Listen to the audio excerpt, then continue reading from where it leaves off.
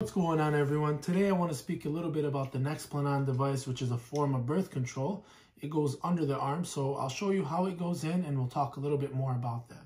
So first thing you want to do is you want to make sure your patient's comfortable. You have them laid back on the exam table with their arm behind their head like this. So they're laying back, you have them flex, and you want to mark your site. The insertion site is going to be 8 to 10 centimeters from the medial epicondyle. So for example, this is our example arm. You're going to measure 8 to 10 centimeters, and then you want to go 3 to 5 centimeters below the groove or the sulcus between the bicep and the tricep. So you'll measure 8 to 10 centimeters and then go down 3 to 5 centimeters. So let's say that's going to be our insertion site. So the next step is you want to measure about 4 centimeters, which is basically the length of the device. So this is the device. So you measure 4 centimeters from that, which is going to be your guiding mark. This helps make sure that you're going in straight and the device is going to go in straight. Of course, you want to clean the area before you start.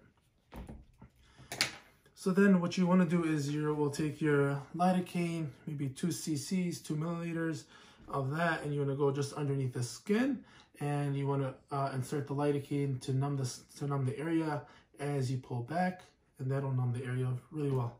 Patients should not feel this at all. So next I want to show you how to insert the device. So you have your insertion mark, you have your guiding mark. You want to use the Nexplanon device. You're going to go in at 30 degrees, maybe a little less, but 30 degrees.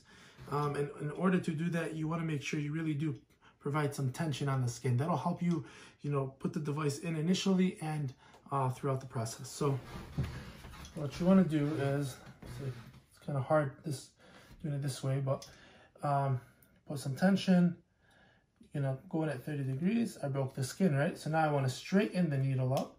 So now you see it as it glides across all the way through. I'm going to pull the lever back, and once I do that, it releases the device, and then I pull it out, and it's all there. The device will be this. It'll be right underneath the skin. Patient should then take their arm, and you should have them feel it. Make sure it's over there. And that's pretty much what it is to insert. So that's how you insert a Nexplanon. But again, Nexplanon is a device that sits underneath the arm that releases a hormone. This is it. So it's good for 3 years. But with anything, there can be some potential side effects. And these side effects for Nexplanon, mainly, the two main annoying ones that you hear about are the spotting throughout the month or, the weight gain. Some women may lose their periods, so they don't have any bleeding at all throughout the month. Some women may have headaches. Some may have mood changes, may feel aggressive. Some may have some acne. But the two main ones that you do hear about are, like the irregular periods and maybe the weight gain. Now, if you ask most providers, Nexplanon isn't their first choice. Their first choice maybe is an IUD. But for the patient that refuses to get an IUD, this is probably a good choice in my opinion. So I hope you learned something. Drop your questions below. Make sure you talk to your physicians about birth control, and make sure you talk to your patients about birth control too if you're a student.